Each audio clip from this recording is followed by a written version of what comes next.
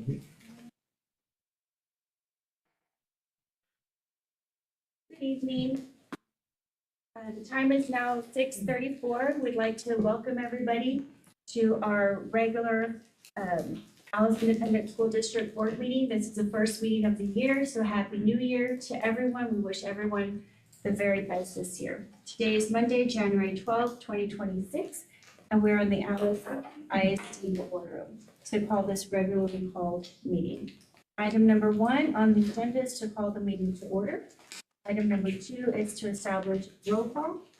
Present today is Dr. Trevino, myself, Jennifer Barrera, the Vice President, Mr. Herman Ariano, Secretary, Mr. Ciro Zamora, Trustee, Mr. Adrian Peña, Trustee, Mrs. Debbie Guerra, Trustee, Mr. Cody Reeves, and Trustee, Mr. Lee Manuel. So we have a quorum in accordance with the Texas Open Meetings Act, Section 551.03 of the Texas Government Code. On to the Pledge of Allegiance, Dr. Trevino. We do have a couple of students that will be helping us with the Pledge of Allegiance. We have Taylor Asandua, the daughter of Gabriel and April Asandua, and Jose Chapa, son of Jose and Marisa Chapa. They're both seniors at Alice High School. I pledge allegiance to the flag of the United States of America and to the republic for which it stands, one nation, under God, indivisible, with liberty and justice for all. Now the Texas Pledge. Honor the Texas flag. I pledge allegiance to thee, Texas, one state, under God, one and indivisible.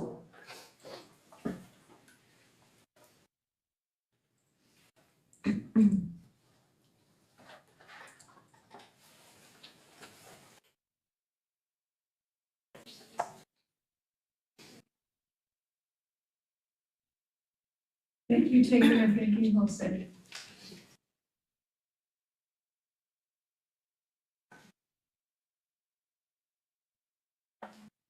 On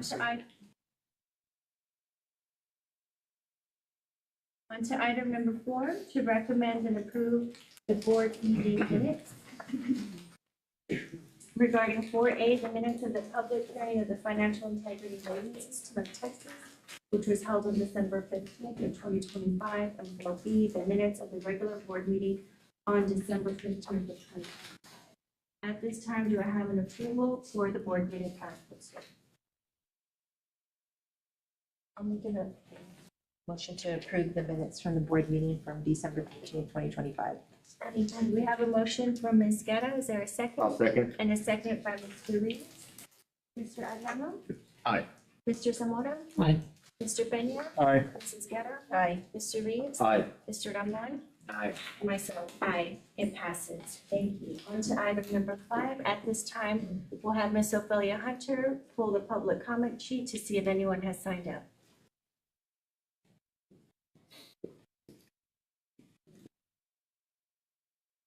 Thank you, Ms. Hunter. There's no one who has signed up to speak at public comment. On to item number 6, the superintendent's report. Dr. Trevino. Thank you. So this evening, we celebrate our board members. Our future is public, so we want to thank our school board members for the work that they do every day.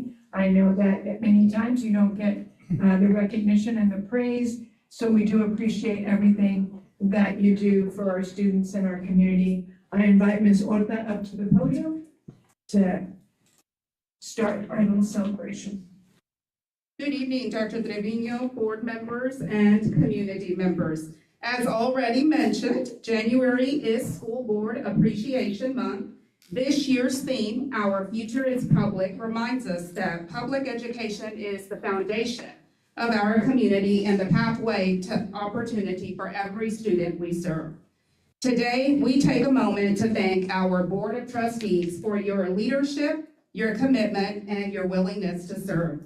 Your decision shapes classrooms, supports educators, and most importantly, impacts the future of our students. The time, care, and dedication you give, often behind the scenes, do not go unnoticed. On behalf of our students, superintendent, staff, families, and community, thank you for your service, your vision, and your belief in public education. We are grateful for all that you do to ensure a strong future for Alice ISD. With that said, we do have our Alice High School cheerleaders who will be performing for you.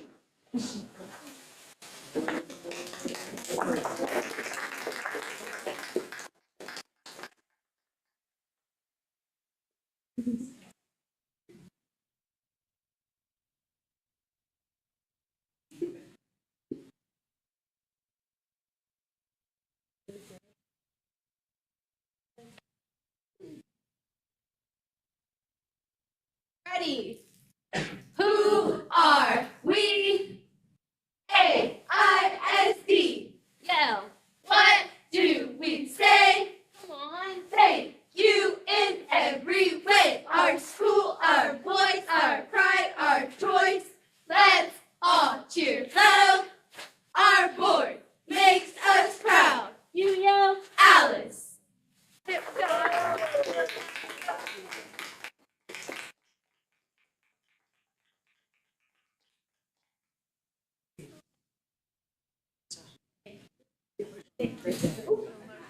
Job. Thank you. That was a Thank you. Thank you so much. Thank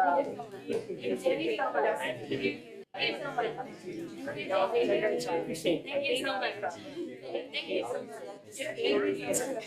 Thank you so much.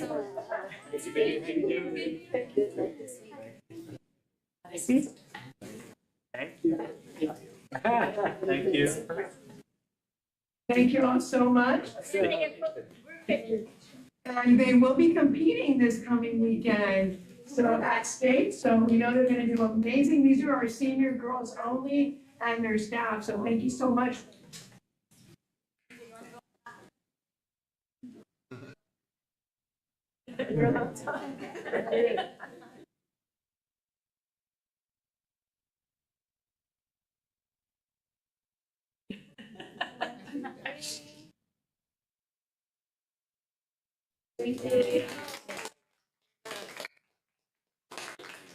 Thank you to our Alice High School award-winning cheerleaders. Up next, we have 4 elementary students. We have Ariana Barrientos from Noonan Elementary, 4th grade. Eder Acosta de la Paz, Science Elementary, 5th grade. Karina de la Rosa, Schaller, 4th grade. And Cyrus Clement from DeBose Elementary, 3rd grade, that would also like to express some thank yous.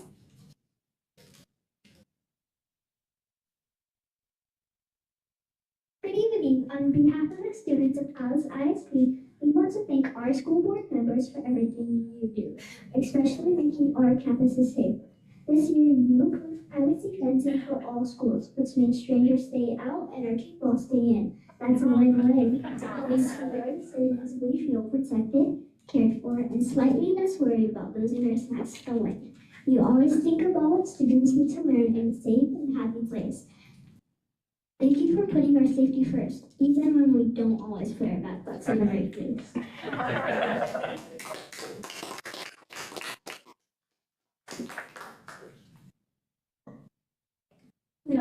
We also like to thank you for supporting our teachers and staff. You improved raises, covered more of their insurance costs, and added stipends, which means our teachers can afford both groceries and the extra pencils if we've accidentally taken. Your support strengthens our classroom and brings good vibes to learning. Thank you for everything you do, for the people who take care of us every day, and who somehow survive cafeteria duty with a smile.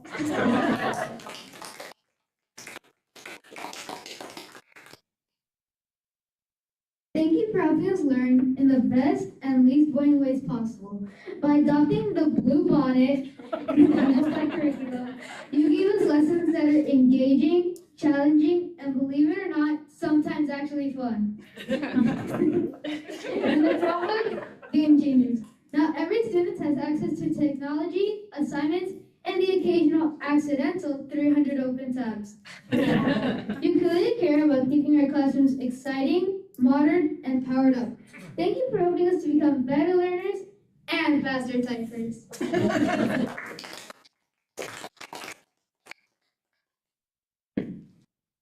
And finally, thank you for planning for the future of Alice ISD. You approved a new transportation building, which means our buses finally have a headquarters worthy of their daily heroism. Thanks to you, students get to school and activities safely, often before the trial, which is a miracle in itself. You also passed a bond for the construction of a new stadium, an investment that will create opportunities, pride, and memories for generations of students to come. You continue to make choices that help our district go stronger and smarter. Because of your leadership, our schools have what they need to succeed, and we have what we need to dream big. On behalf of all the students in Alice ISD, thank you for your dedication, your time, and for making decisions that will shape our futures, even if we're still figuring out what we want for lunch.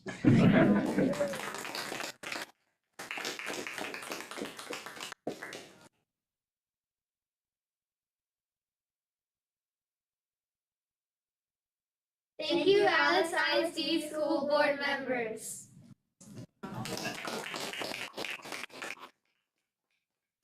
Great job, you did. That was awesome. Good job.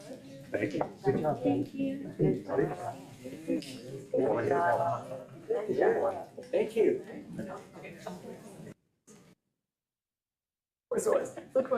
In front of you, you have a gift from Dr. Trevino, but we also have our wonderful campus principals who are here to say a few words of their thank yous and present you with a gift of their own.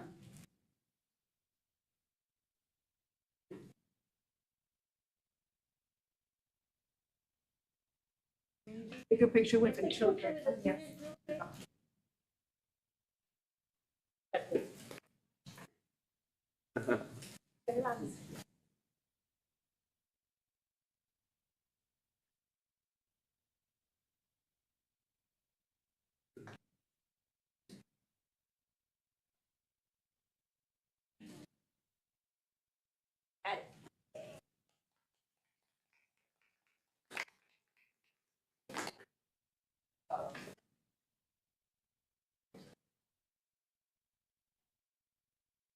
So good evening, School Board President, Dr. Trevino, board members, audience members. On behalf of Alice High School and on behalf of our faculty and staff, Dr. Hunsu and I would like to thank you for your unwavering commitment to our students, our staff, and our community. Your leadership, vision, and advocacy ensure that every child in Alice ISD receives the highest quality education and opportunities to thrive. We truly thank you for supporting us as we prepare, empower, and produce lifelong learners. So thank you. Our gifts are for Mrs. Debbie Guerra, and for Mr. Adrian Pena.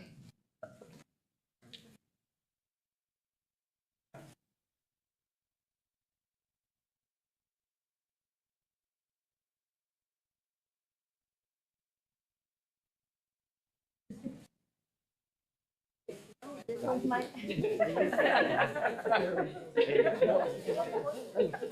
can only have one. Come both.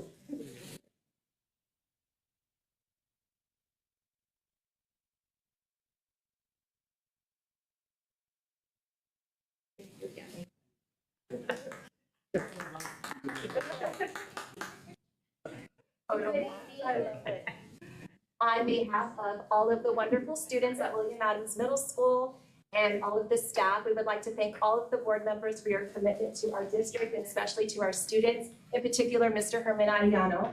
Thank you so much for all that you do for our community and for our district. And I know that with all of your support, we're going to achieve all of our goals this year. So thank you. Thank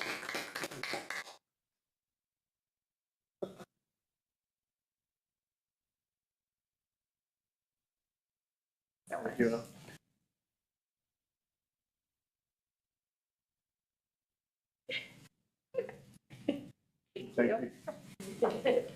Thank you. Okay, So thank you for your dedication and service to Alice ISD. We greatly appreciate you being on the board and supporting our staff and our students in our community, and especially to Mr. Damoa for all the support that he provides us day in and day out. We couldn't do it without you. So thank you very much.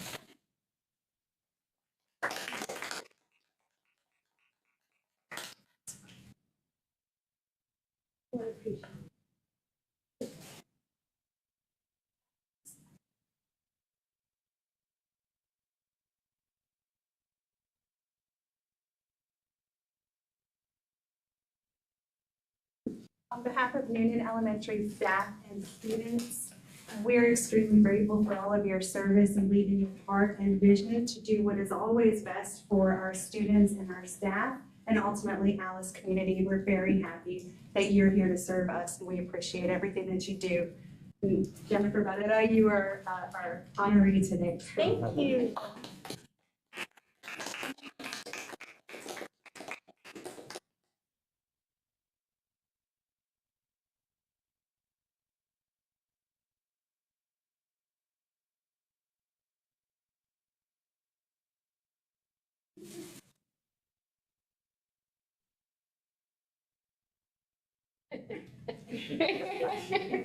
Thank you.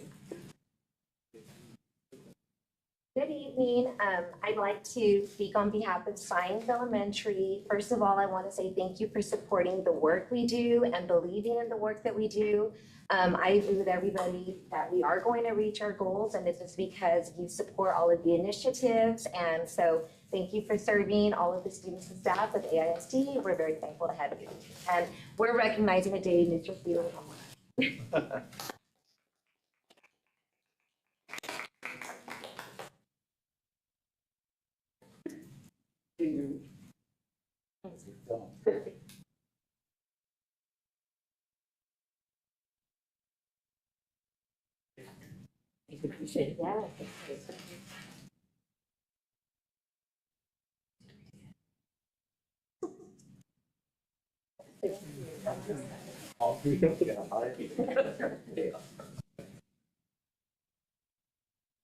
And good evening. On behalf of Shaler Elementary, we'd like to extend our most sincere gratitude to each one of you for your support, for your time, and for your efforts, and to our school board liaison, Mr. Cody Reeves. And only do you serve as one of our parents, so you get firsthand of all our crazy and wonderful ideas that we bring to Shaler. But for your time, for your support, and for most importantly, your partnership. So we thank you.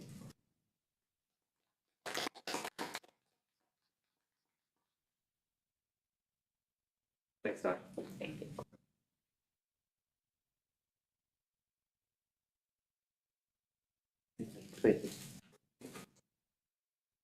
And lastly, we have Dr. Trevino up with a few words of her own. Well, obviously, you know, the love that's in the room because of the work that you do, and they're very grateful for everything that you do on a daily basis.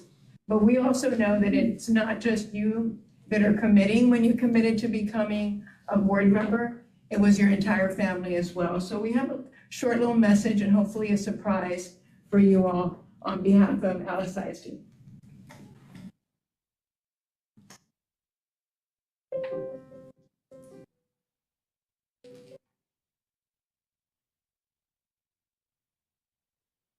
Successful school can have successful leaders. And the leaders that I'm talking about are the administrators, the teachers, and all the support personnel. Then responsibility falls on the school board. If the school board hires the right people, lays the foundation, then we're gonna have a good school system. Now Jennifer loves to do that. I mean, she is a very good trial lawyer. She is always prepared.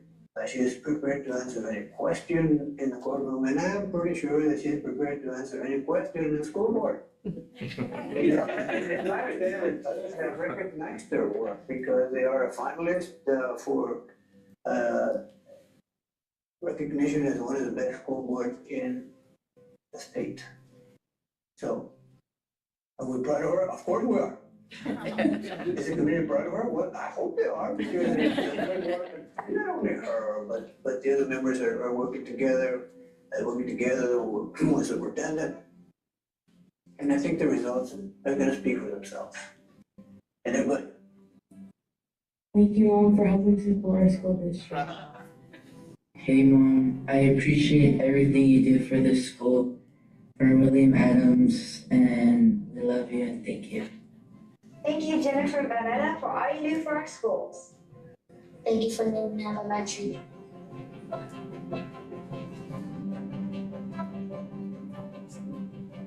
A lot of times, even during these games, somebody will catch him, and I feel like he has to listen and hear them out and not say, time, wait, stop the game because I need to address this issue and I want to watch my kid. But yeah, we're just understanding, and my daughter is very understanding, and she knows that sometimes he can't give 100% to her because somebody else's student needs the attention, and there's it could be any little issue that they're having with that parent with their student, and we just keep going on our way. We either keep shopping or we keep watching the game and let him do his thing. It's kind of normal already, like 16 years of it, and we know that it's important, and everybody's children are important, and staff, and it's just how it goes. I'm proud of my dad because of what he does for the kids in the school district. I remember in Union going to the gym and seeing his name on one of the things for him helping out and being there after he was a festival. Yeah. Or passing by there's a little plaque that says all their names of the board members and stuff. And everyone's oh, thank you, that's your dad. Thank you, everybody else, for supporting our district. Thank you, school board, for everything you do for William Adams. I'm Cecil Stellan's wife. We've been married for 40 years, so I know pretty much a lot about this man who has demonstrated a profound commitment to public education and serves as a steadfast advocate for the success of all students and staff. He has dedicated his time and business expertise to strengthening fiscal responsibility within the district, ensuring that all resources are managed wisely and transparently. I've known Cecil, since we were children, and so I know when he's serious about moving forward and collaborating with others, especially for the school district, that the financial aspect of all of this is so super important to him. Despite facing so many significant health challenges, even ongoing as we speak, Cecil remains unwavering in his dedication to the Alice Independent School District. On behalf of Science Elementary, we'd like to thank Cito Zamora for his hard work and dedication. Thank you, Mr. Zamora. As a teacher, I see firsthand the challenges our students face, the dedication of our teachers, and the importance of the decisions being made on their behalf. Having my husband serve on the school board means a great deal to me because it connects the daily classroom experiences with the larger decisions that shape our schools. I know that when he sits at that table, he carries his own perspective and a true understanding of what teachers truly experience and what students need. It reassures me to know that someone who values education, listens to educators, and cares deeply about our school community has a voice in those decisions. Hello, I'm Ali Sines. I'm a senior at Alice High School, and I just got my state board license for cosmetology. I want to give a big thank you to the school board and Adrian Benya and everyone that works there for funding and for everything that they help us with on a day-to-day basis. It helped all the senior cosmetology girls, and it's helping more and more and more daily. So I just want to give a big thank you, and have a good day. When he told me he wanted to put his name to, be a candidate for it, I was not really, I wasn't really fond of the idea.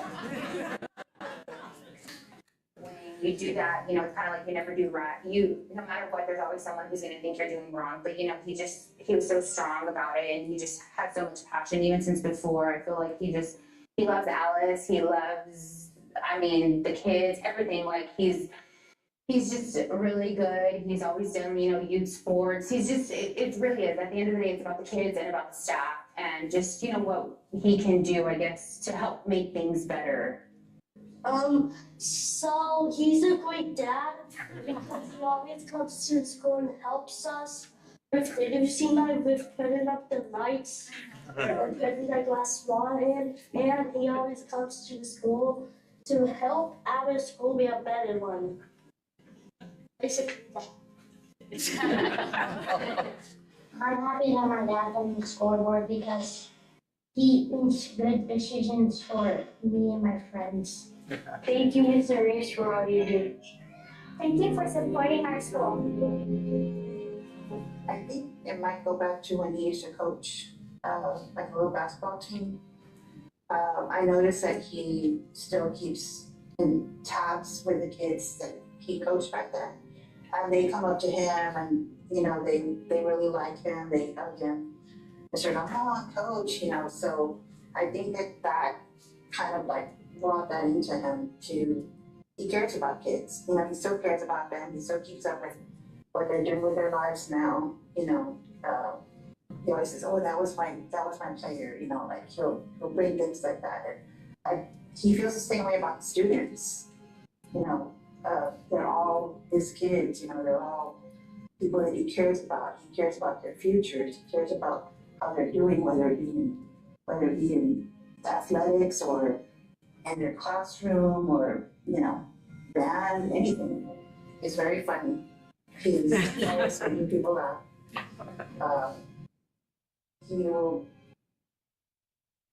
just be the life of the party, I guess.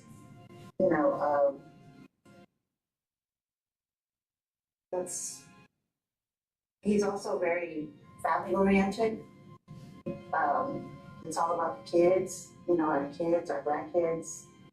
The more kids we have around, the more of our grandkids we have around, the more full our house is, the happier he is. And that's just the way he is. And he's just like that, he just loves being around the family, being around his friends, being around the other board members. He calls them a lot. They joke about that. They're like, that he's always gonna be calling you. He makes the most phone calls out of all of them. So. I would like to recognize my grandpa on the school board for what he has done for Alice and for me. I want to thank him for making me laugh, helping the schools, and being good to everyone around him. On behalf of School Board Appreciation Month, I would like to thank him for his contributions to everyone. So thank you, Grandpa, for everything I've done. Mr. Anwar, thank you for everything you do. Thank you for everything you do for our schools. Well, when she first decided that she wanted to run for school board, I thought it was a great idea. It's something she's very passionate about, having been a career educator for over 25 years. And she had always been interested in doing something in this capacity. And when this opportunity came up, I strongly encouraged her to go forward with it. She has a passion for education. She knows, having been a teacher, having been an administrator, that the key to student success is for a local school board to empower those administrators and those teachers with the tools that they need to put students in the best situation to succeed and to reach their full potential. That's something that I think is her underlying motivation in being a trustee. She's supportive of all extracurricular, that being sports, academic teams, the fine arts, the band, the cheerleaders, everything, because every student can enrich their high school experience or their school experience going down to the middle school and elementary through extracurricular activities. And for different students, of course, their strengths lie in different areas. So her support for all those areas, I think, is another strength. She's breaks her integrity and dedication, and I'm very proud of her. And I know that she's going to enjoy her service as a trustee to Alice ISD, and that Alice ISD will benefit from that service. Yeah, well, she's got a very full schedule and is always bouncing around from one event to another, but somehow she finds time to do it all. And that's being a mom to our youngest, Carissa, who is a junior at Ben Bolt. She's a full-time administrator for Ben Bolt ISD, and then still finds time to deal with the issues that are presented to the trustees here in Alice, which is another full-time job. So it's amazing, but she is able to give her full attention to all three of those areas. Hi, my name is Genesis Gonzalez, and I am a senior at Alice High School. And I just want to give thanks to the Alice School Board and Miss Debbie Guerra for just making it an opportunity for us to graduate with our licenses and graduate successfully. And we just thank y'all for everything y'all do for us. Hi, I'm Beverly Davila. I'm a senior at Alice High School, and I just want to thank the school board for everything that they do for us and for letting us graduate career ready.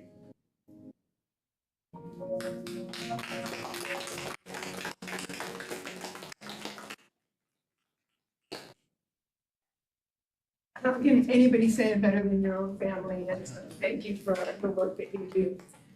Ms. Banana, if it's okay, we have cake that maybe the community that's here could have some cake with y'all to celebrate Board Member Appreciation Month. Thank you. Thank you all so much for the students' presentations, the video, the gifts, and at this time, you want to move item number 6.1, recess? Yes. Up to 6B. So the time is now 7:05. It's recess time, and we're going to enjoy some cake together. Thank you, everyone.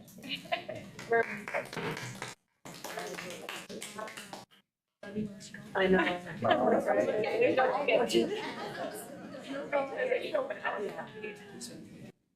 It's just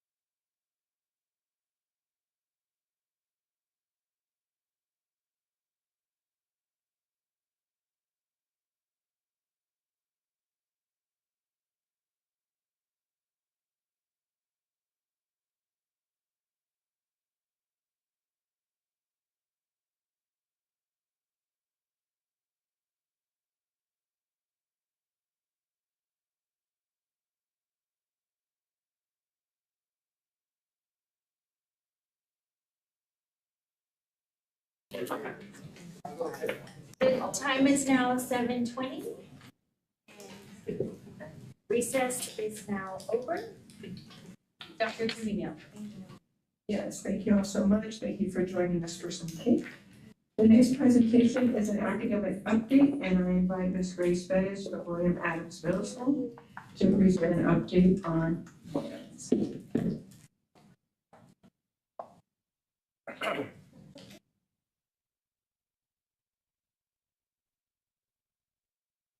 Good evening, Dr. Trevino and members of the board. My name is Grace Bettis, and I am the principal at William Adams Middle School. I do have a dean and 3 assistant principals. So I have Mrs. Lori Ledma, who is our dean of instruction, Shannon Ramon, who is our 6th grade assistant principal, Mr. Cedal Lopez, who is our 7th grade assistant principal, and Noemi Garcia, who serves as our 8th grade assistant principal. And so we're pretty tight. We've been working together. This is our 2nd year working together, so that has been really good to learn each other's strengths and play off of those strengths so that we can be more successful.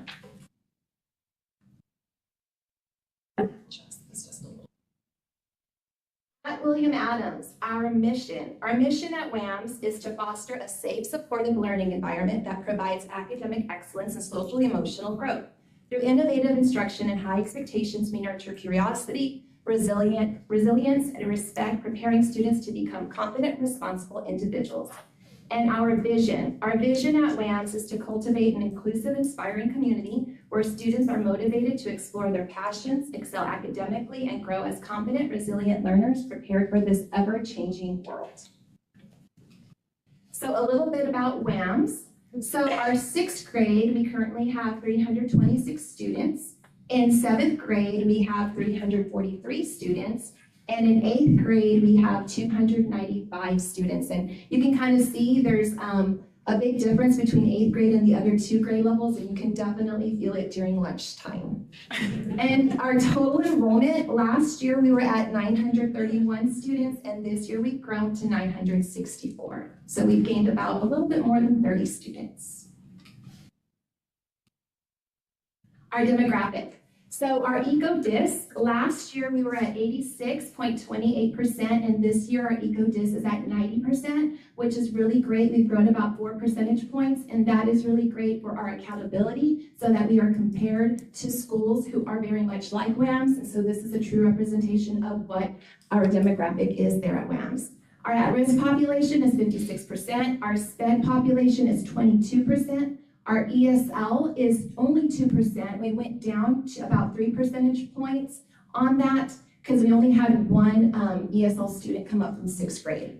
And then our gifted and talented, we are at 5%. So a little bit about attendance. Our student attendance goal for this year, we have set it at 94% for this school year. And last year we had set it for 93%. Our current attendance from the beginning of the school year up until now is 93.51%. And so some of the attendance initiatives that we've currently been doing or conducting there at WAMS is parent-student meetings, especially with our students who are, displaying some habits of not coming to school consistently. Home visits especially. We have now attendance check-ins, and this is through the Stronger Connections grant that we are a part of. So we have a committee, and we're all assigned about 10 to 15 students. So every 6 weeks, we try to meet with our students at least twice and just talk to them about maybe some barriers or how we can help them be more successful. We also have some incentives, for example, Free Dress Friday, which is always a hit. On Fridays, students are already asking me during lunchtime, did we earn free dress? On Thursdays, they're asking for Friday, did we earn a free dress? And sometimes I look at them, so I'm sorry, no. And then sometimes I get to say, yes, we did, so I'll announce it. And so they are really excited about those Fridays. We also have classroom competitions where 1 classroom per grade level will earn a catered lunch, and so that will be held this Friday for the 3rd 6 weeks. That's for every 6 weeks. And then we also offer field trips, which is a really big deal at middle school. Last year we were able to take our students to about 2 different types of field trips per grade level, and that was something that they were very excited about. Even our teachers were really excited about that as well. And then always knowing that consistent attendance is always tied to any academic incentive that we provide.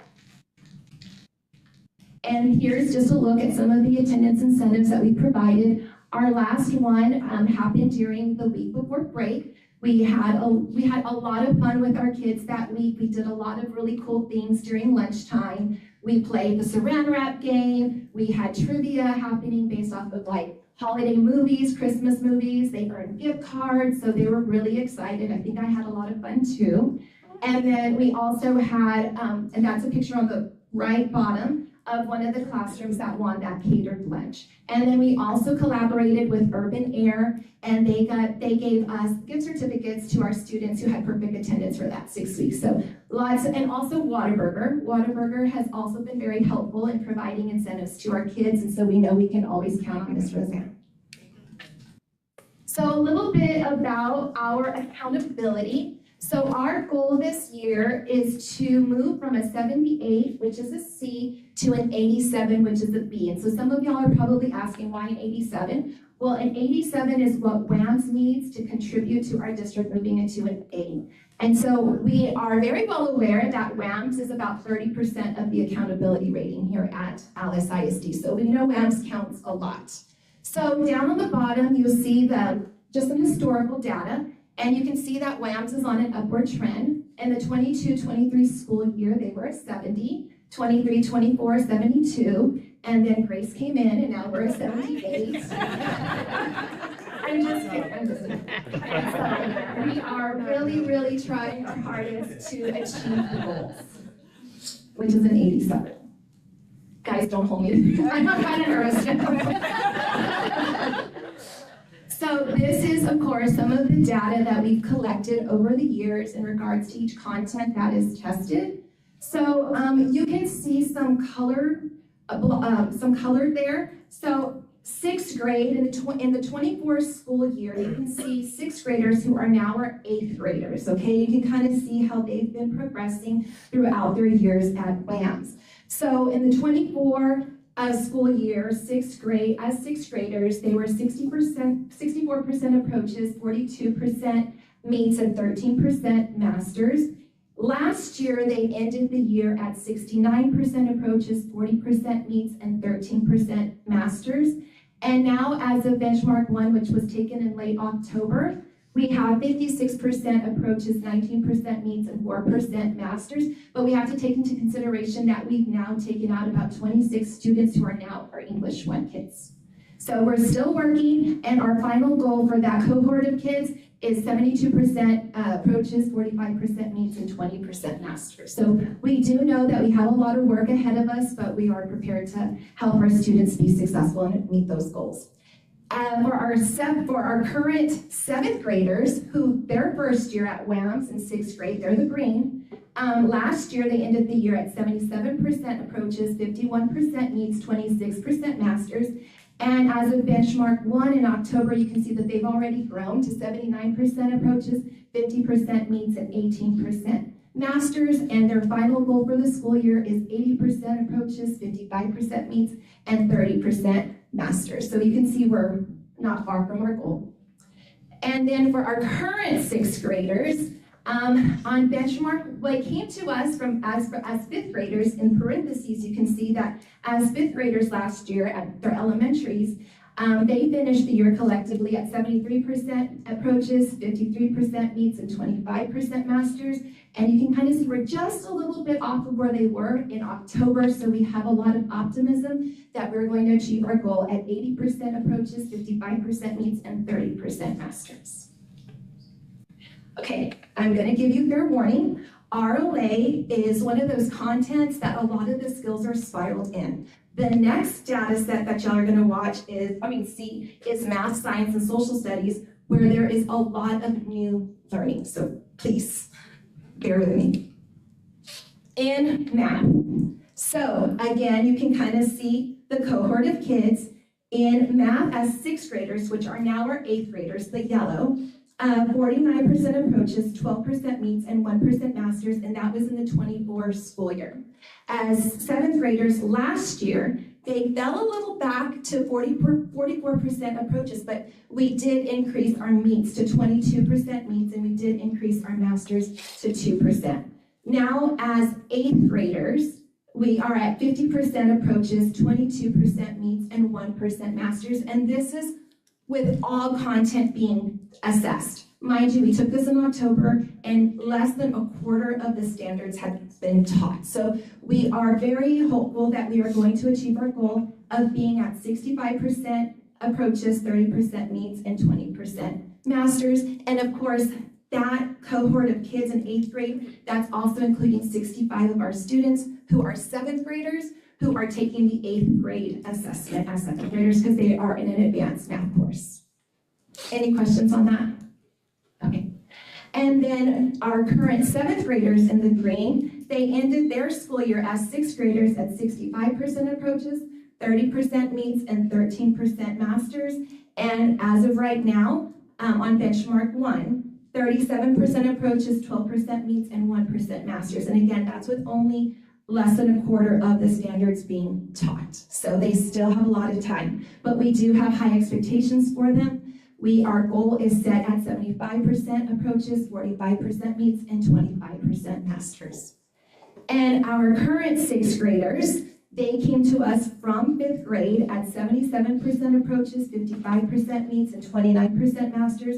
And right now, as of benchmark 1, 46% approaches, 11% meets, and 3% masters. And we have about 120 kids who are in the advanced math course, which is about 30 more students than what we had last year in 6th grade.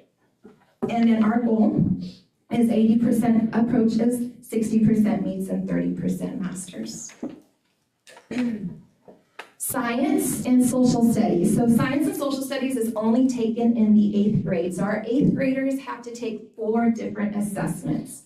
And so that's why we reward our 8th graders very well. So 8th grade, in the year of 24, you can see that it was 50% approaches, 25% meets, and 7% masters. And you can see the growth that's happening in science. We finished the year last year at 68% approaches, 31% meets, and 7% masters. As of benchmark 1, there was only 10 out of about the 40 questions that were assessed that had been taught.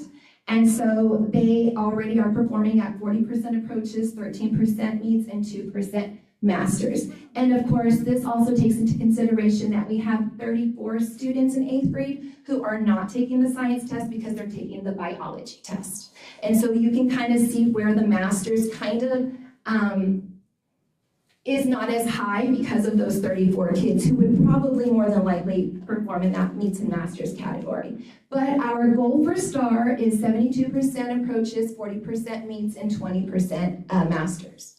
In social studies, you can kind of see the data right there between the 24 and the 25 school year. You can see that we're pretty stagnant at that 40%. And so benchmark 1, we had 26% approaches, 4% meets, and 1% masters. But again, thinking about the benchmark assessment, in social studies, there's 10 eras. And what I mean by eras, it's points in history that are assessed. And up until that assessment, I think only 2 had been explicitly taught. And so we are very hopeful that we will continue growing in that area. Our end goal for the 26 school year is 65% approaches, 30% meets, and 20% masters. And so I do want to talk a little bit about how we are supporting social studies because this data has been screaming at us since last year. And so one of the things that the district has been very helpful with is bringing over a master teacher, Mrs. Salazar from the Valley, and she's been working with our teachers. She's even gone into the classroom, she's done observations, she's provided feedback, but most importantly, she's building their content knowledge, and she's giving them a lot of things that she does in her classroom to help our students and teachers be more successful. She's also an ex-RLA teacher, so she supports a lot of what we know to be true about the social studies test, that you really do need to be a really good reader in order to be more successful on the social studies test.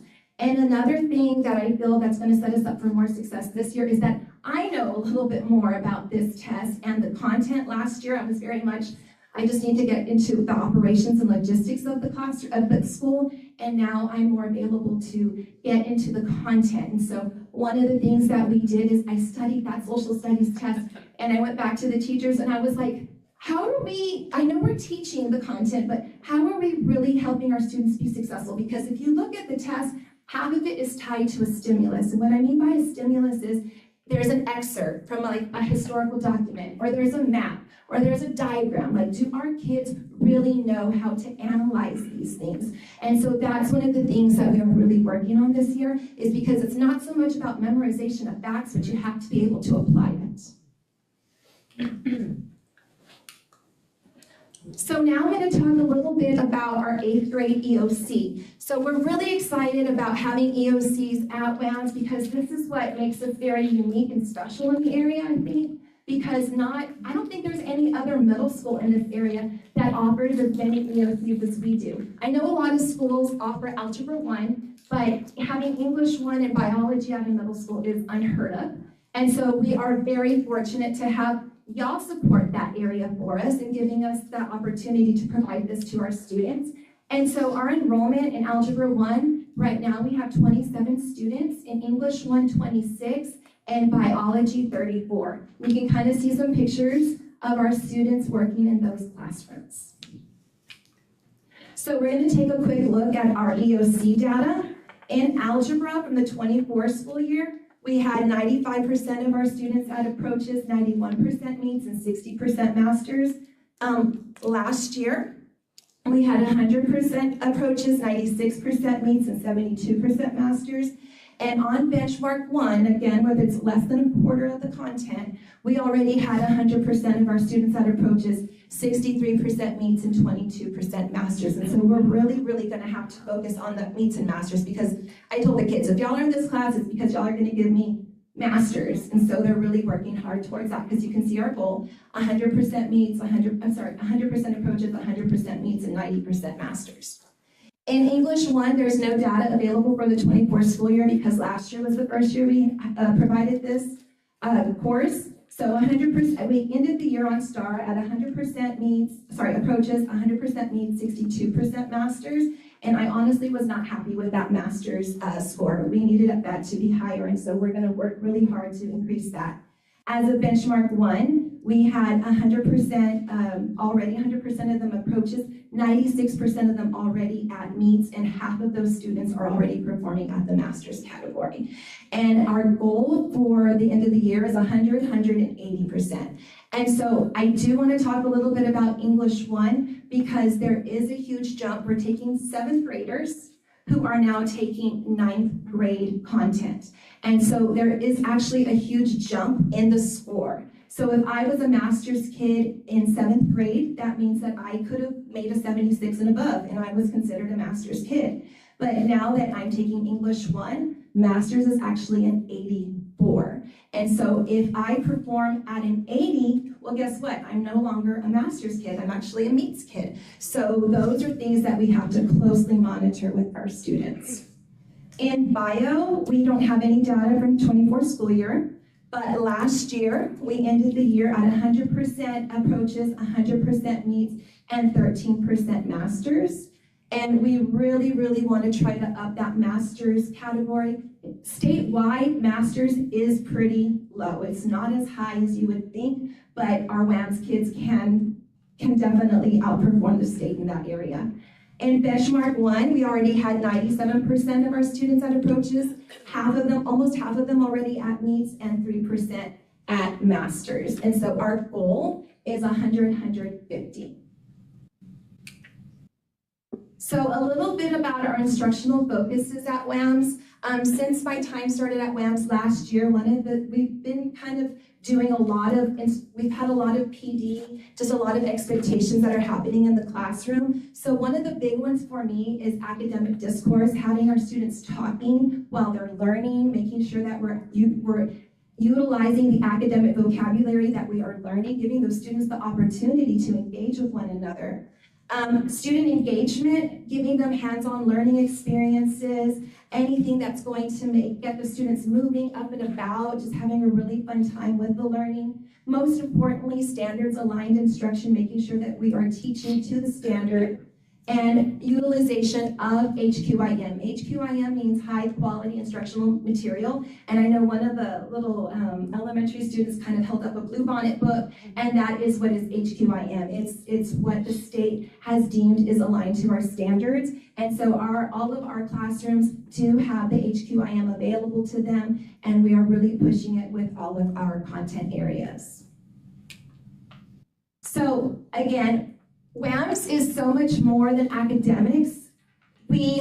Our kids, 6th through 8th grade, they're developmentally going through a whole lot of changes, and we have to be prepared to meet those needs. And so 2 of the big things that scream out to you when you are at WAMS is making sure that you establish a positive culture and climate at the school.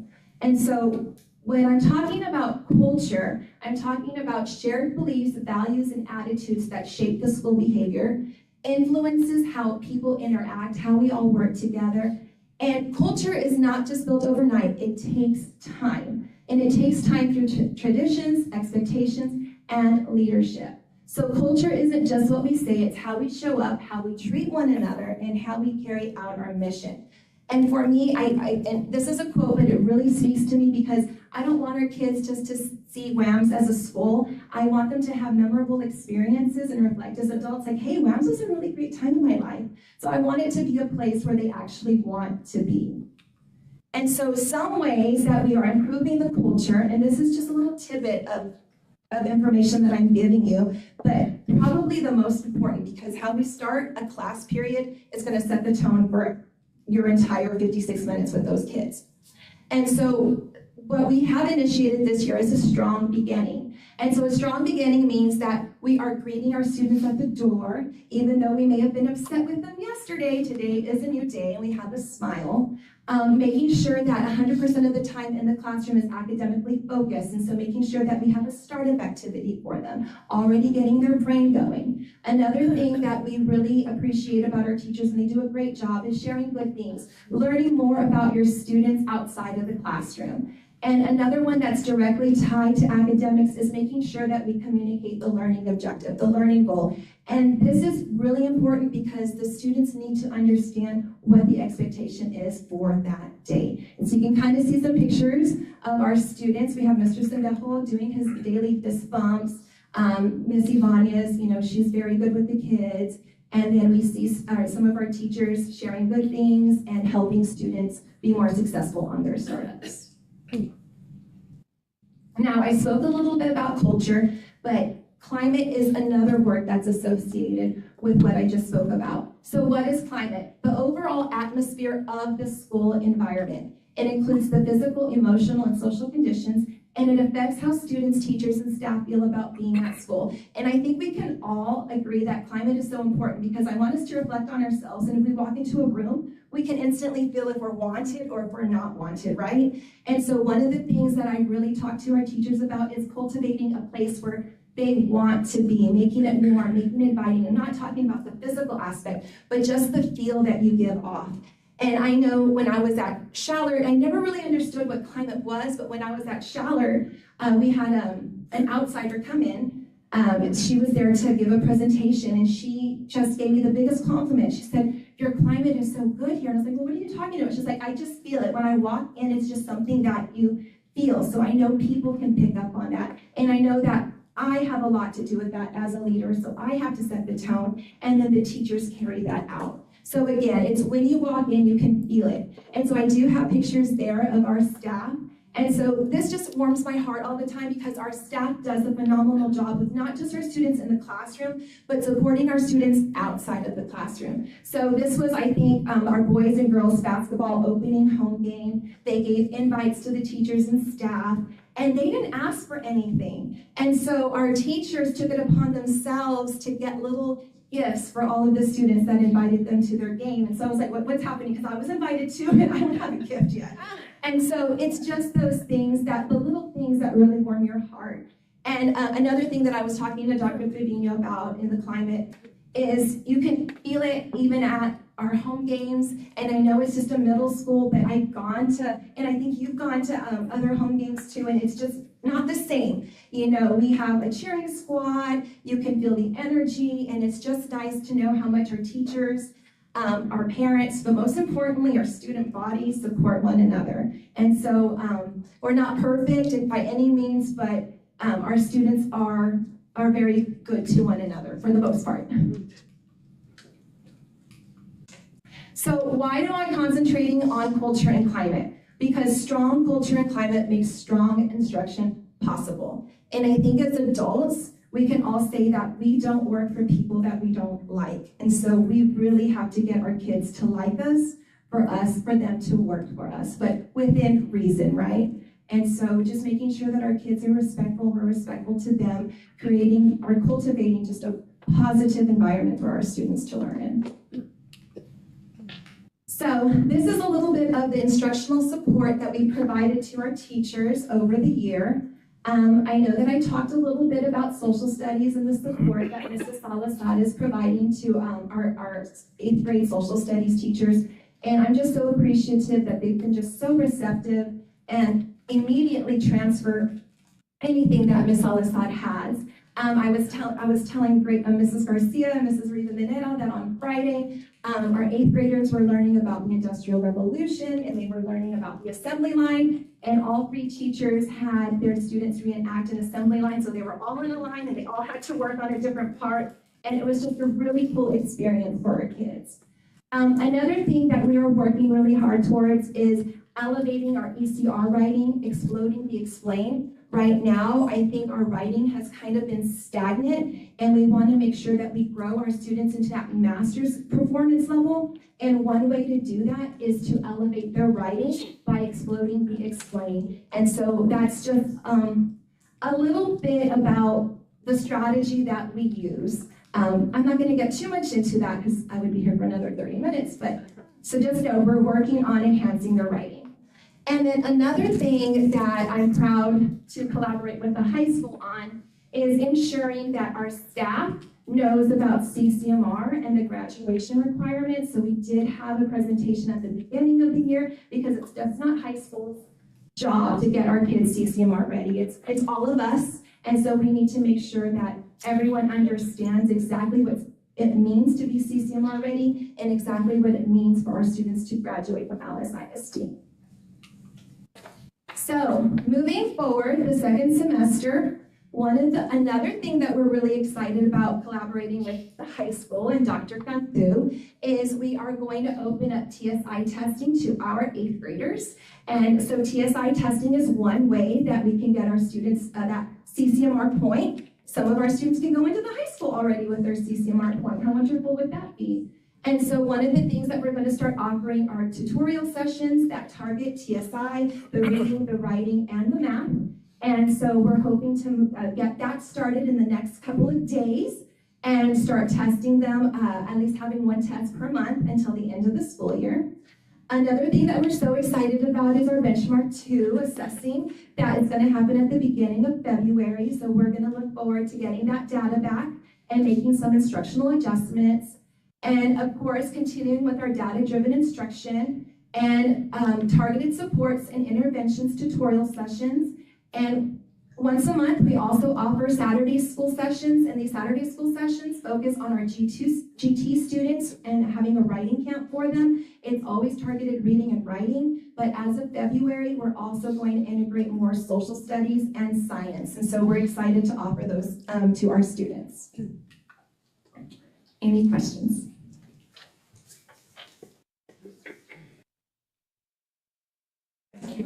Thank you so much, and again, thank you for all that you do for our students in AISD. You have your piece of cake now. Thank you so much for that thorough presentation.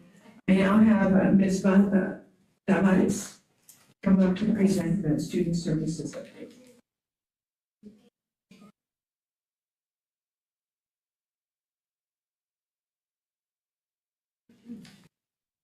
Good evening, Board President, Board members, Dr. Trevino, audience. Tonight I bring to you the student services update. We're going to start off with my favorite, the campus attendance. If you do look at the December campus attendance, you will see that we do have district-wide success still happening. We do have 5 out of the 6 campuses that have improved attendance compared to last school year. All our elementary campuses are now at or above that 94%, with multiple campuses still exceeding that 95%. In the secondary campuses, we do have WAMs who have the 1.04% increase, demonstrating that strong leadership, her effective intervention strategies, and a continued focus on her student engagement. For the elementary schools, we do have Shallard that had the highest increase at 1.80%, reflecting that strong parent communication and a consistent culture of daily attendance. For the district attendance, our continued attendance gains district-wide show that our strategies are still effective. We are continuing to have consistent daily campus attendance monitoring, early interventions. We're doing our follow-ups. We still are utilizing our optional flexible school day program to its fullest, and we're having those strong parent communications. So if you see in 24-25, we were at 92.26%. This December, we ended at 93.20%, giving us that 0.94% increase. For our monthly attendance revenue loss analysis, in December 24-25, we had $160,296.89.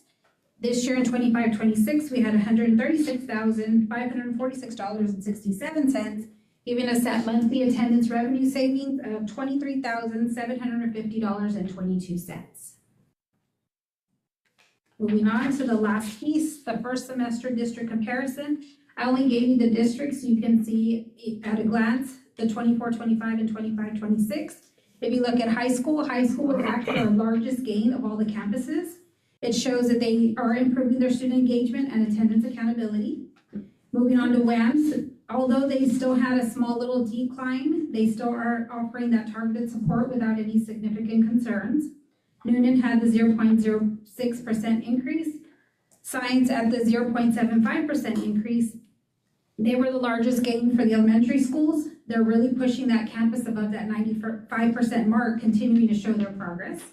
Shallard at the 0.53% increase, DeVos at 0.61% increase, and as a district, last year we were 93.61% for the first semester. This semester we ended at 94.11%, giving us that 0.50% increase. So that continues to show you our progress toward our district attendance goals. And that is all I have for student services. And again, thank you all board for your continued support for our students and staff. Do you have any questions for Melissa on the business update? If not, then I do invite David and Tim to the podium to give us an update on the stadium.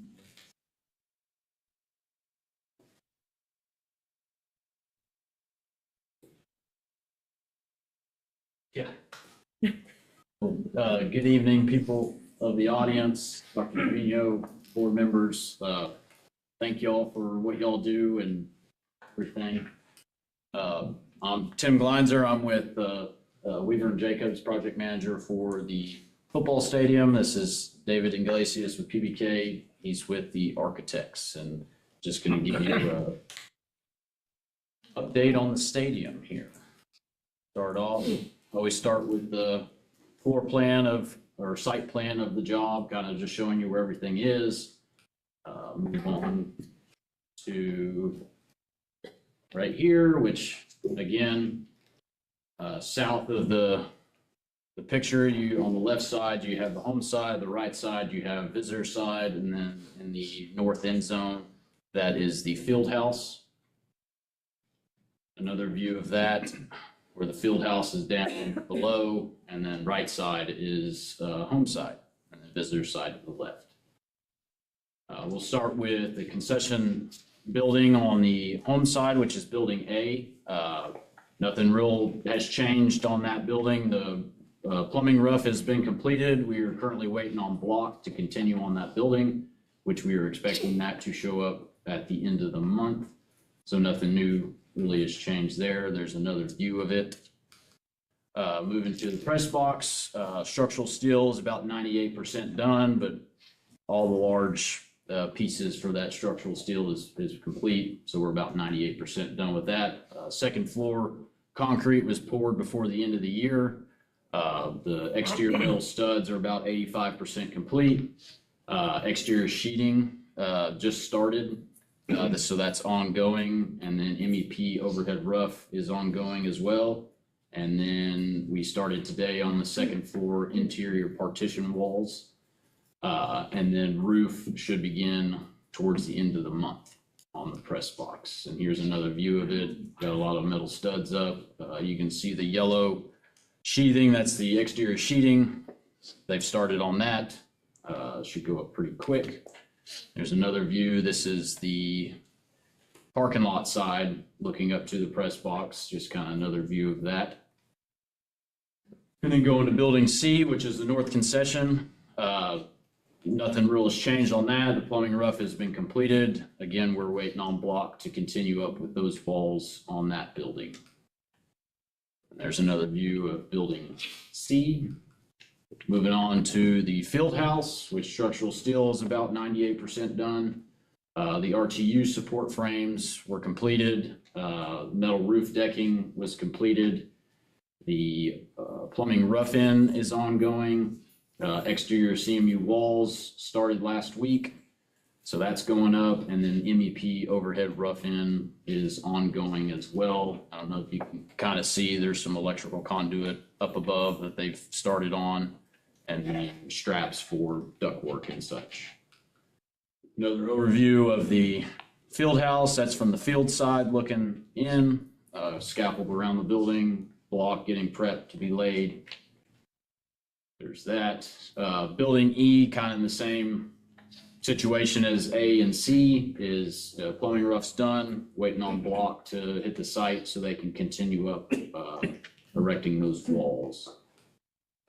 Moving to site work, as you can see, AEP transformer's been completed, the stadium light, those have been erected. Field turf was scheduled to be mobilized before the end of the year. They've been pushed to January 14th, which is good. Once they hit on site, you know, they're pretty much have everything inside of the track field itself. And then the blue pictures to the left and the right are them excavating the footings for the bleacher foundation. So that started at the beginning of this year as well. Moving on to the earthwork, they're pretty wrapped up as of right now. Lime stabilization, they've completed that in every area that they need for bleachers, field, that sort of stuff. The rough grading has been completed in the south parking lot and then the southeast parking lot. So there's where we're at on the earthwork. And then here's a kind of an overview. That's visitor side where you can see all the footings have been excavated, just waiting for piers to be drilled, which that should happen here coming up fairly quick. And then this is the home side, which you can see where the footings for bleachers are getting excavated. Here's just another picture of the field. That's from the top of the field house looking that way. Over to the right is the home side, left visitor side. Update on site utilities. Fire line is 100% in. The 4-inch water line is 100% in. The fire department connection line is 100% in as of in the ground. Storm system is about 97%. We still have a tie-in to do to the city. And then they're right here tying in all the roof drains for concession buildings and such. Sanitary sewer system, we're waiting on some manholes. Those that finally came in, they're all precast. A little bit of a lead time on those. Those showed up last week, so they'll be hitting sanitary sewer system here this week. So that's site utilities. And then this is just kind of an update on the CPR1. This was a change order approved before the end of the year. The maintenance building, parking lot, all that has been since demoed. We are currently waiting on the underground detention system to continue on that, which should be on site before the end of the month. So you'll see them digging a big hole. So if you have any questions, that's what that's for. And it's just another overview of over there where the maintenance building used to be. And I believe that is it. Any questions, concerns, comments? I have something that I really want to bring up to the board and to you as far as for clarification. So I know that in dealing with the scoreboard, right? I know that we had removed the scoreboard. We had sent it back to the company that we had purchased it from so they could maintain it while we were under construction. And then there was a storm in the valley that caused damage to the scoreboard.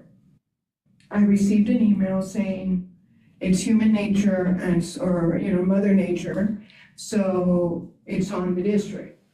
I know I called Chris and then you all have been on it to try to figure out, because they should have had insurance. That's not something that the district should have worried about because we entrusted them. And I know last Thursday we met where you gave me an update on that. And then you shared that they would not just be replacing the damaged area, but all the particular tiles or whatever you want to call them. I guess I have a concern because this was Thursday, so over the weekend I'm pondering. My fear is we have a damaged scoreboard and now we're gonna have a $6 million stadium. And what if they're just putting a Band-Aid just to say, here you go, Alice ISD, and a year later, I have a scoreboard that isn't working.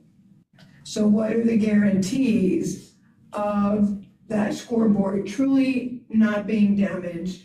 And I don't want to be, like I said, 1 year into the season and it not working. So that's my question of what is the position from our CMAR, so that we can then decide as a district, yes, we're confident, or Houston, we may have a problem that I don't want to face in a year. Right.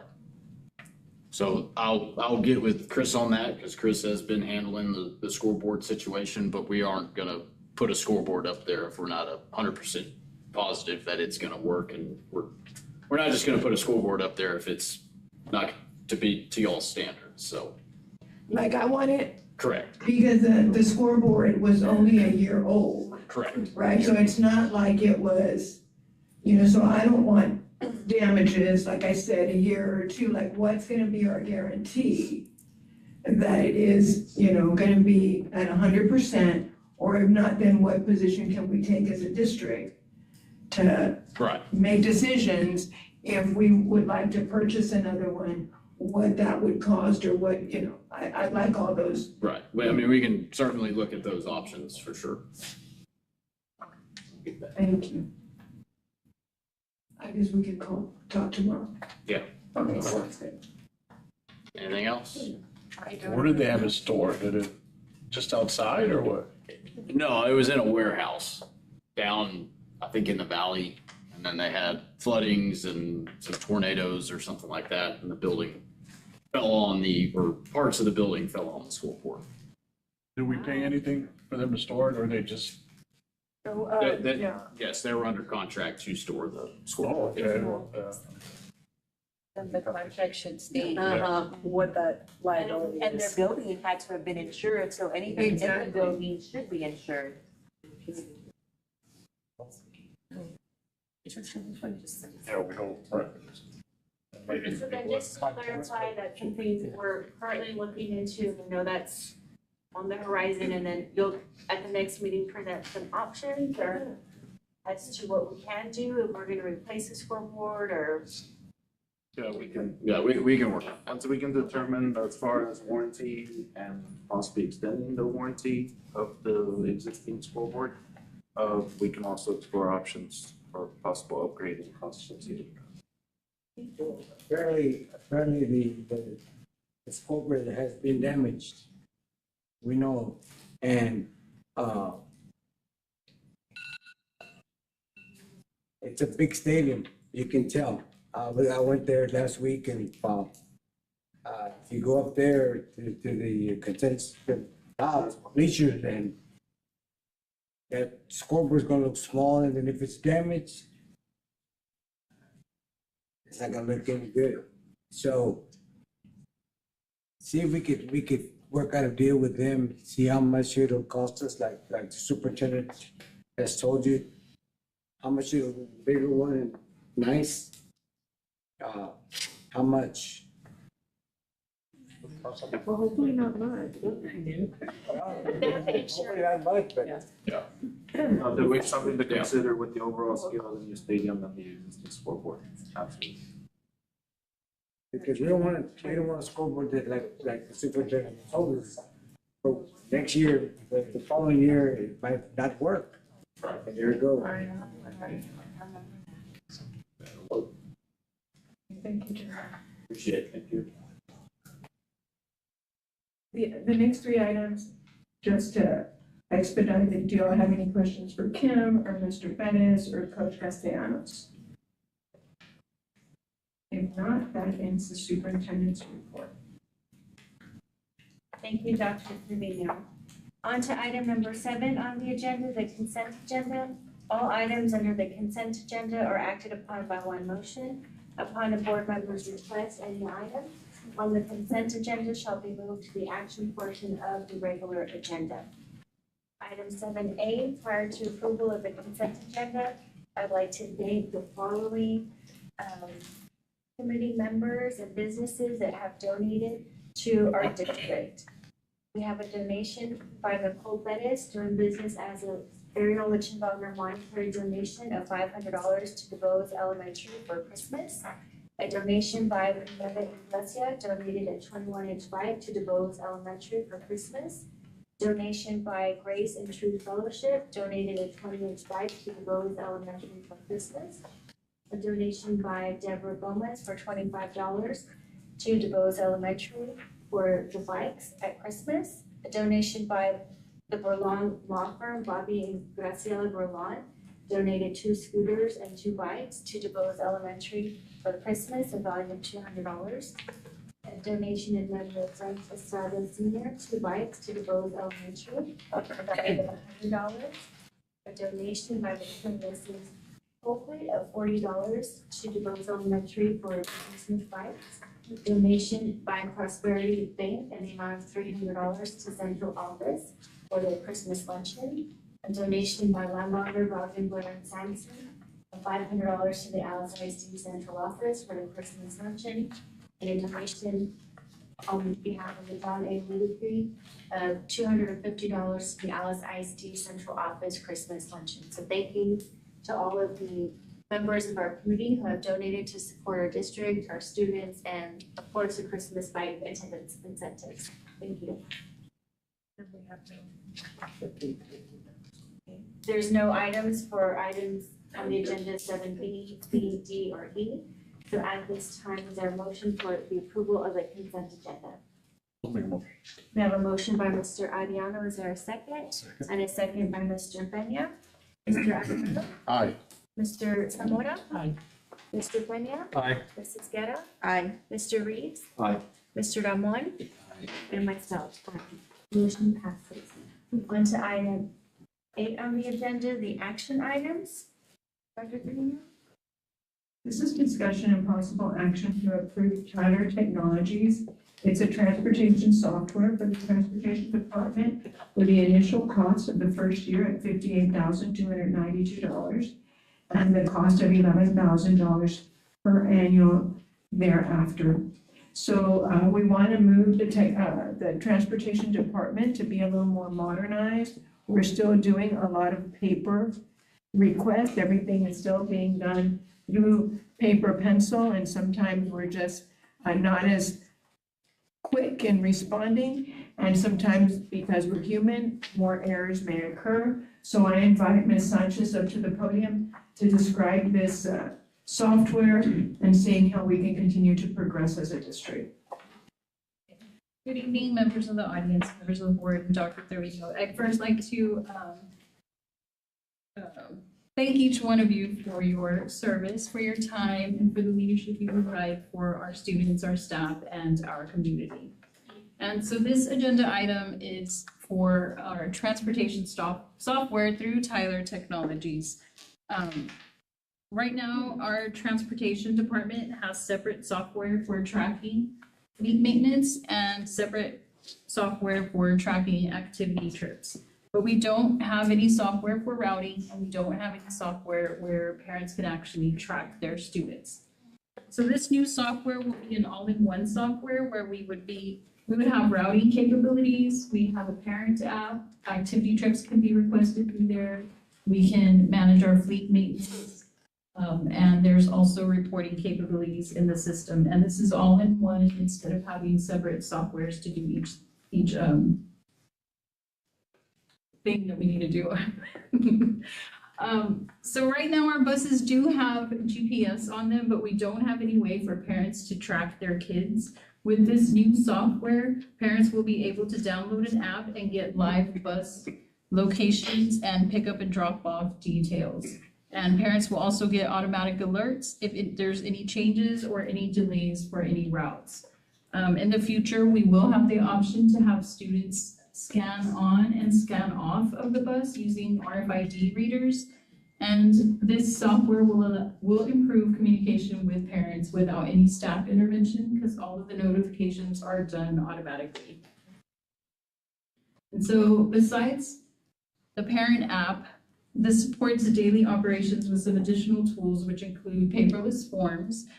Requests will be entered online and they'll be customized to the information that the district requires. And it will integrate into our current student management system, which is Skyward.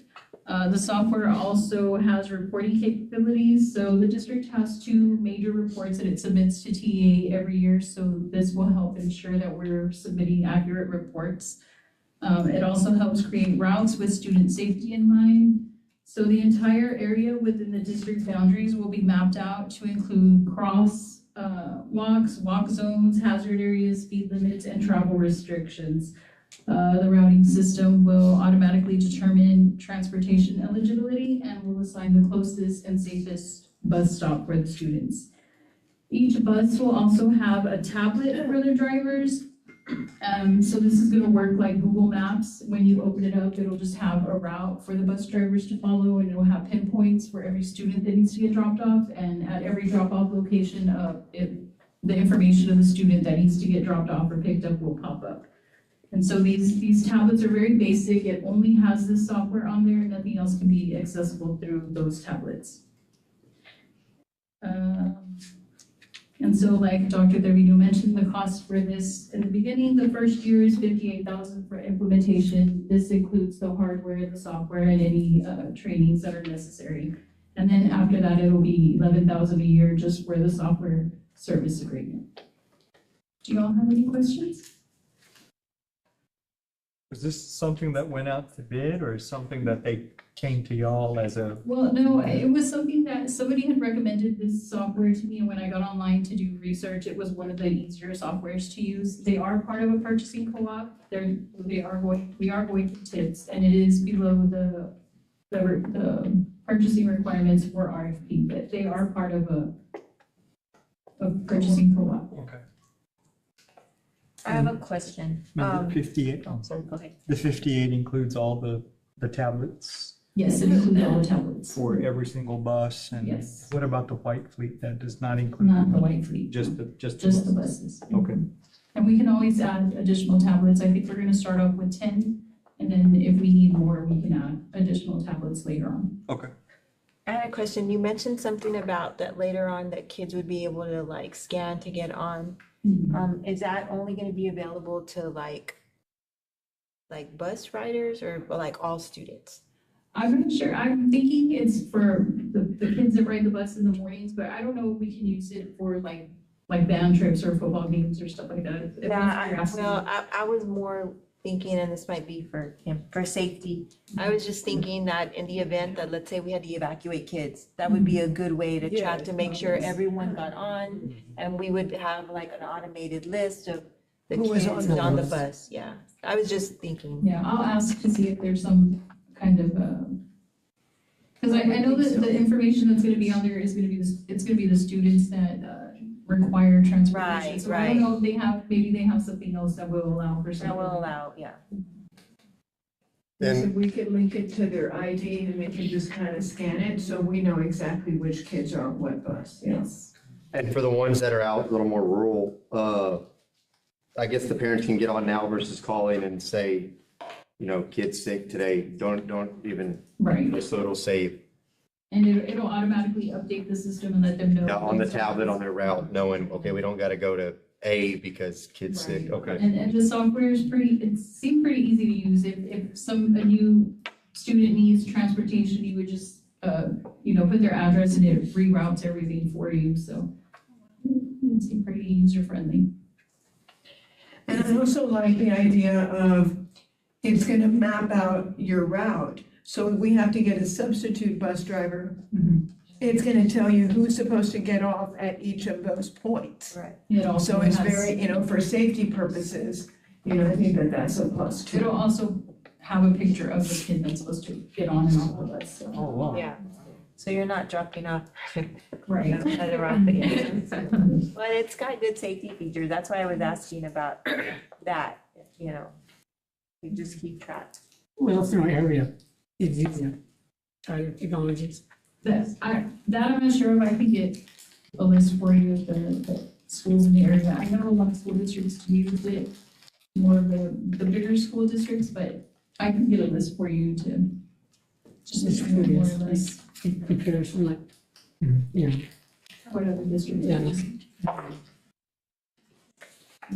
The tablets, are they gonna come, do they install them into the bus like a ELD, or is it something that y'all you get a mount to put in the bus to hold the tablet for the? We'll have a mount in the bus too, But are they gonna come like routed into the GPS of the? and yes, and the GPS system that we're gonna be using is already the GPS system that we do use on the buses, but the tablets can be moved from one bus to another, so it's not like it's in the bus. Not like real hard, okay. You're good. Yeah, so just to confirm, it does feature ID verification for student. There is a feature which is also linked to an automated parent communication. It alerts reroutes, just like it would on GPS when taking trips. So basically, all the bells and whistles that GPS provides, but to include ID verification along with the automated parent communication. And just to clarify, like, it's really gonna streamline everything, like, in addition to the safety, we're streamlining, you know, reports, maintenance, to save our staff time. Yes, so there's a certain report that they have to do now, a turn by turn report, and so they do this on paper, and it'll say like, drive 2 miles south on Reynolds Street, turn, and they do it on paper, and so this will just let them drive, and it'll create this turn by turn report for them. So that'll be a. So they write that in right now? Wow. And that's one of the reports we have to submit to the state, so.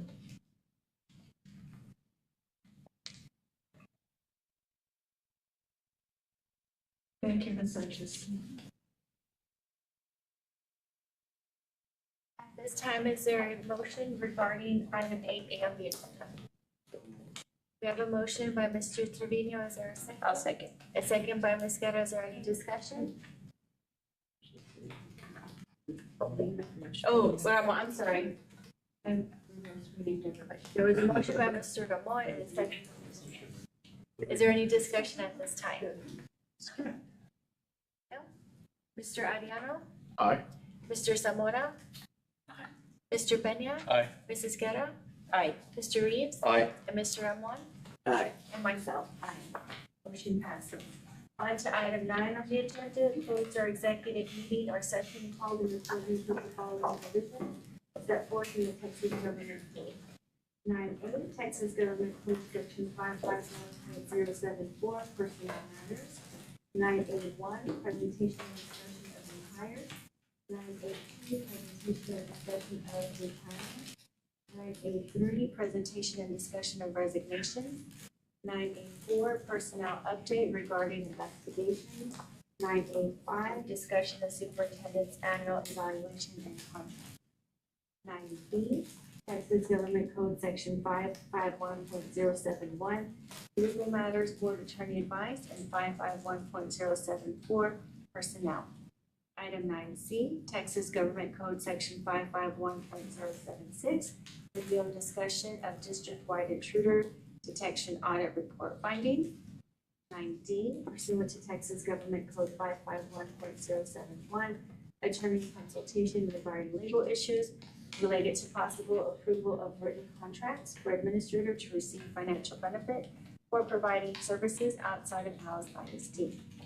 9E, pursuant to Texas Government Code 551.074, consider and discuss possible approval of written contracts for administrator to receive financial benefit for providing services outside of house ISD. The time is now 8:21, and we will be in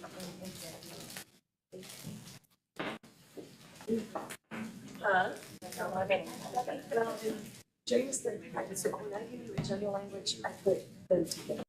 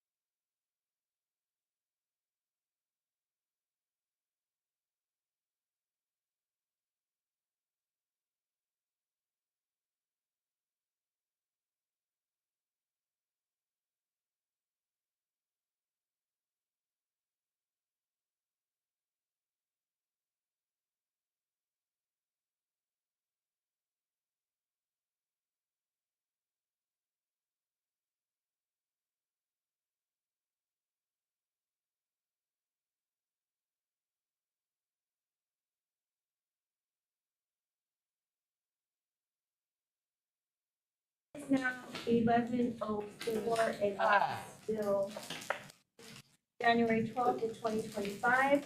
On to item 10, we have reconvened from executive session and we're now back in open meeting. Item number 11 on the agenda, announcement of action items. 11A, consideration of possible action of hires, that was information item only. 11B, consideration of possible action regarding retirement, that's information only. 11C, consideration of possible action regarding resignation, that was informational item only. 11D, discussion of possible action regarding ongoing investigation, that was an informational item only. 11E, consideration of possible action regarding the annual superintendent evaluation and contract.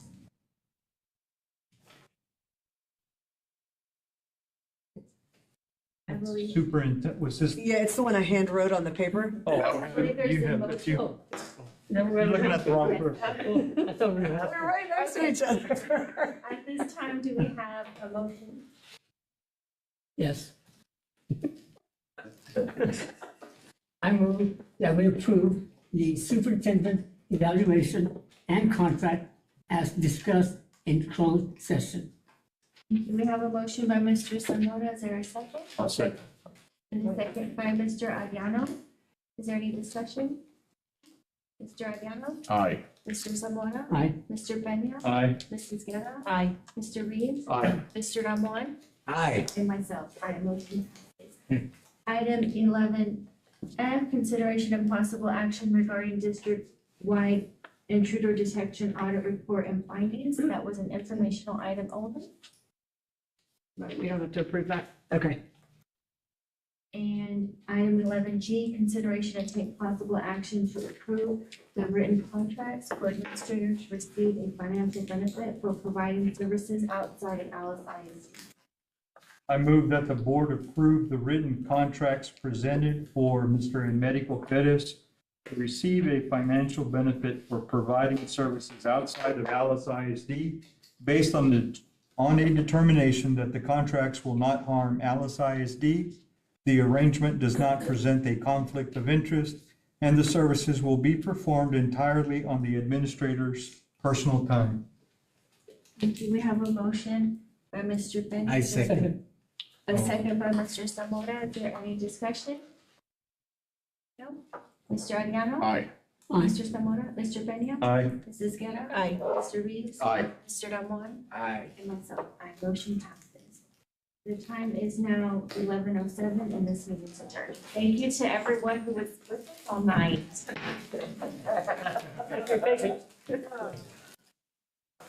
Oh, my goodness.